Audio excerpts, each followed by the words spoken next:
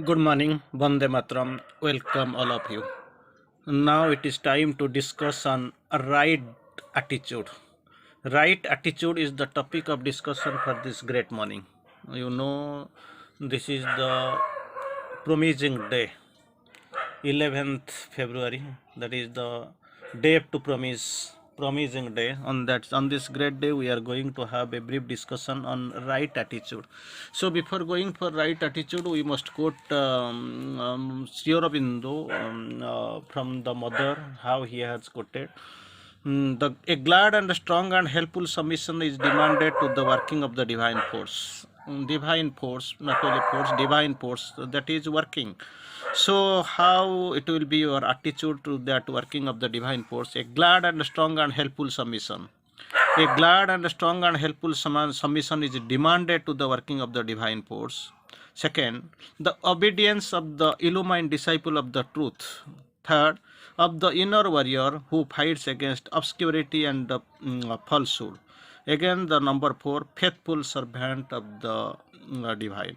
So, four things we can find here. For the working of the divine force, that submission must be there. How that submission would be there? Glad and strong and helpful submission. Second, what we have to do obedience of the illumined disciple of the truth.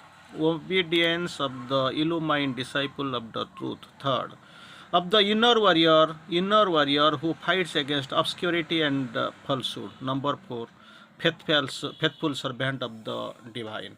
From them you can expect a glad and strong and helpful submission to the is demanded to the working of the divine force. That's what we have to do. First, obedience of the illumined disciple of the truth. Second, inner warrior who fights against obscurity and falsehood. Third, a faithful servant of the divine. That is what the most pleasant requirements, most inordinate experience and demand that we have to fulfill. Again, on right attitude, we'll try to quote few lines from the mother. Great attitude, because you have to go for for this sadhana. There need the right attitude for the right work at the right time with the right concentration, to have the right with the right process and with the right people for the right goal. That is what the requirement we want and we must fulfill. We must have set a goal before us. Anyway, we are here proceeding forward towards the mother saying how this right attitude works, and of course there is a question being put before the mother. That's what mother has explained. We'll see a little later. There are some scrupulous people, initially your mother quoted. There are some scrupulous people who set problems to themselves and find it very difficult to solve them. We have most of the couple of times we have, as per the situation's demand, we have quoted. To create a problem is not a problem, but to solve a problem is a problem. Problem you can create at any moment. That is very easy. But the solution is needs a greater degree of understanding, preparation like this. So, mother quotes some people. Mother gives the example of some people who are really scrupulous. So scrupulous people who set problems in themselves to themselves and find it very difficult to solve them, create a problem to them for them, and difficult for them to solve, unable to solve it, because they state the problem wrongly. They don't know what is the reason of problem, cause of problem, way of problem, and so they put the problem in a very wrong manner, wrongly. Sure, mother quotes, I knew a young man, giving the example, I knew a young man who was a theosophist and was trying to practice the theosophy. So, Sri Mother Course gives an example of a young man who was a theosophist and was trying to practice. So she told me, told to the mother, we are taught that the divine will must prevail in all that we do. But in the morning when I have my breakfast, How can I know whether God wants me to put two lumps of sugar in my coffee or only one? So just imagine how she is taking the God's oracle in which way, God's command in which way. And this lady, she was practicing theosophy. So theosophist who was trying to practice, she had a beautiful question to the mother. So, how shall I know the divine will? She told. We are taught that a divine will must prevail in that in what we do. Divine will is prevail. Finally, it is the divine will that will prevail. It is the no human will can finally prevail against divine will. So many ways we have analyzed, we have discussed here in the course, mother course. That question was put to the mother. you know we are taught that divine will we must prevail in all that we do, but in the morning, when actually when I have my breakfast, I have to know whether God wants me to put two lumps of sugar in my coffee or only one. That was the question, because God's will prevail. So how shall I know that God's will prevail, and what is the God's will? That is a very difficult question before her, and not able to solve whether two lumps of sugar I will add to my coffee or one. Because for that also Sri Aurobindo having a beautiful observation. Only pure in mind and prominent in psychic, pure in mind and prominent in psychic, that can be know, they can know what is divine will and what is against it. Here this is the question, and it was very quite touching. And I had some trouble explaining her that spirit in which she drank her coffee, the attitude she had towards her food, which much more important than the number of lumps of sugar she put into it. So, mother quotes, this was the question. There is nothing ambiguity in it, but the problem is that how she is delivering, she is getting touched. Her attitude she had to that towards her food, attitude towards her food, that was the troubling situation for that, and how was much more important than the number of lumps of sugar she had to put. Question is not a problem. Adding sugar to coffee, how much, it is not a problem was that she had the attitude towards the food. So again, mother goes forward and tries to explain, right? It is the same with all and the little things one does at every moment. Most of the time, whatever very little thing, very small thing, we feel we are doing a great things, but the thing is that it is not there. So I can just add there was a big planning to have a get together from the old haggards someday during towards this end of the month. Very big preparation. This preparation get together. These are all old haggards, old people. They had their matriculate friends. They planned in a big way, but the problem what happened, immediately this morning, when they were about to give the final touch, it was found somebody collapsed, somebody died in Apollo Hospital right this morning. So just imagine how the life is taken, and the man who met his end was the leader. He was leading. So thing is that man proposes and God disposes. Things are like this. We think we are doing a great thing, that get together or someone some, but actually this great event has come to you, your family, and all you don't know. So take the divine with you. That is a great thing. So divine consciousness does not work in the human way. Divine consciousness does not work in the human way. It does not decide how many lumps of sugar you will put in your coffee. That is not the human. That is all. These are human consciousness, human way of thinking. Nothing relates to the divine. It gradually puts you in the right attitude towards actions, things, divine consciousness. It puts, saves, and of course leads towards the action things.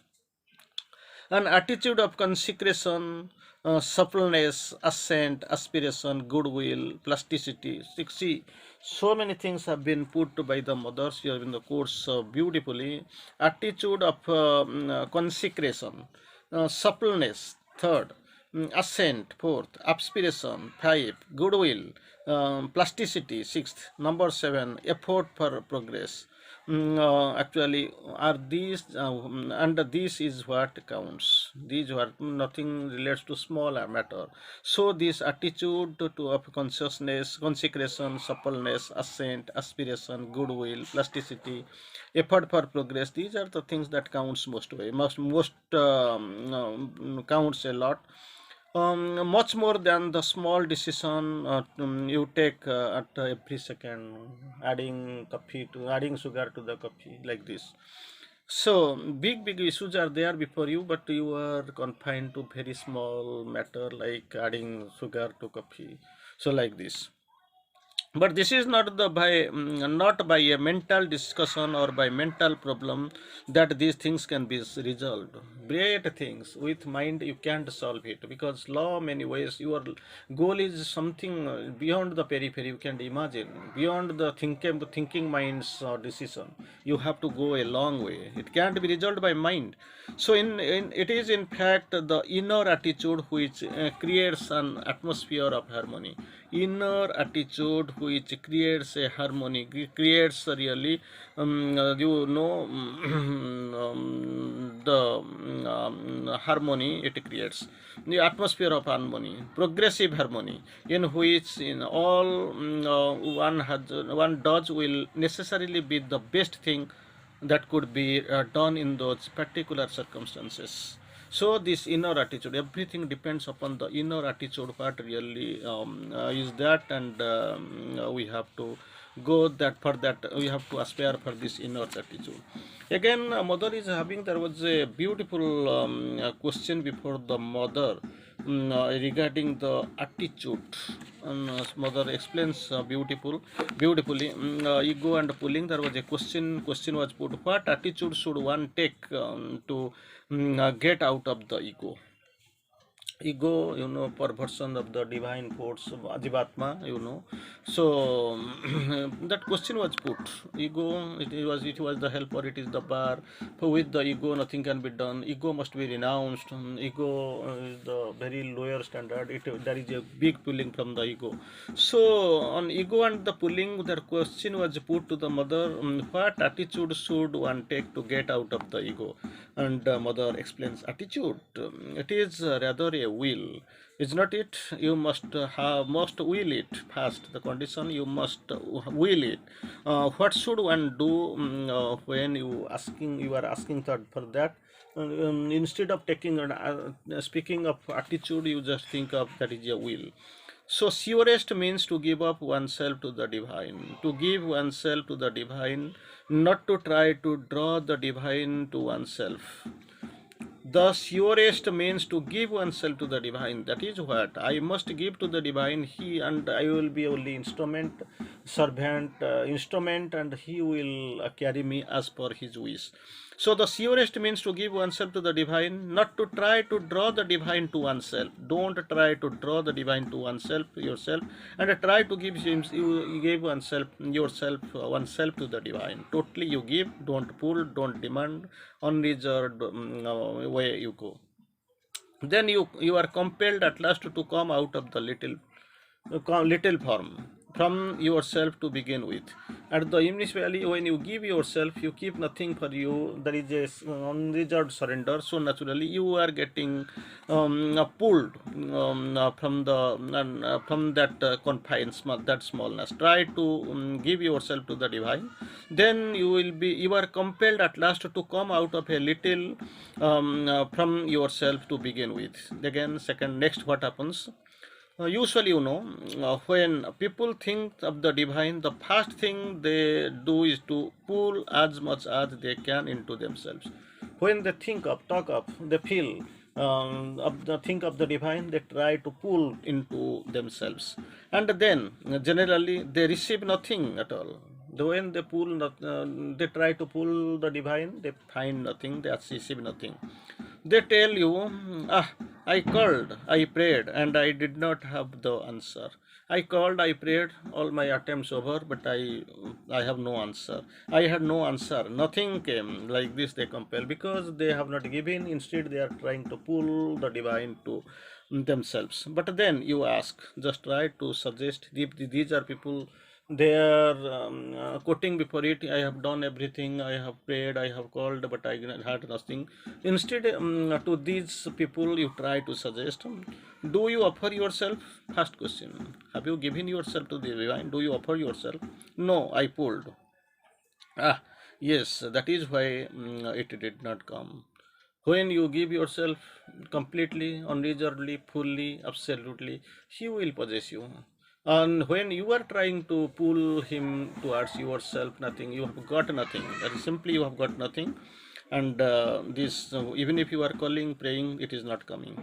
So you do one thing. It is not that it did not come. It is that when you pull,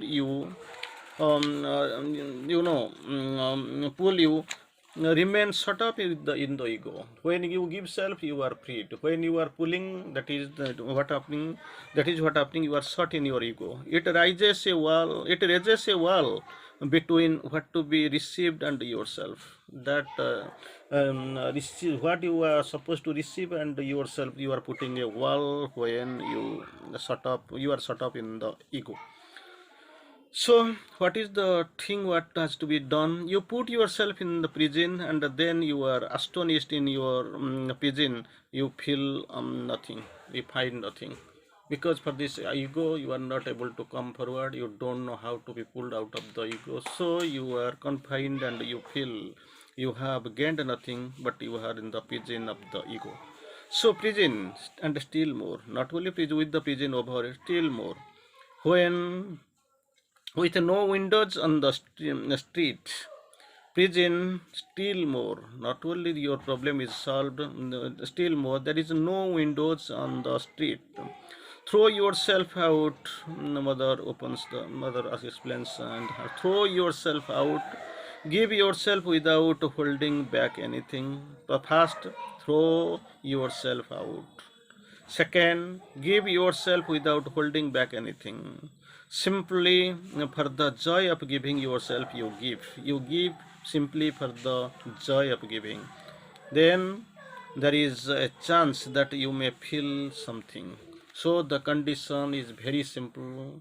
Try to try to come out of the prison of the ego and try to give everything, don't pull. So again, mother course, the beautiful. If you have not done, then you are in the and prison plus another thing still waiting. They are in the prison without windows on the street. So what we have to do? That is a great thing. Mother has explained. Throw yourself.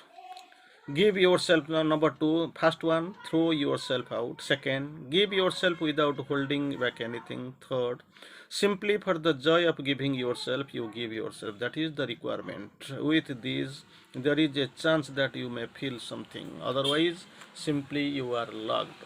So it is really a great description, and of course there is a great progress can be made with the great aspiration.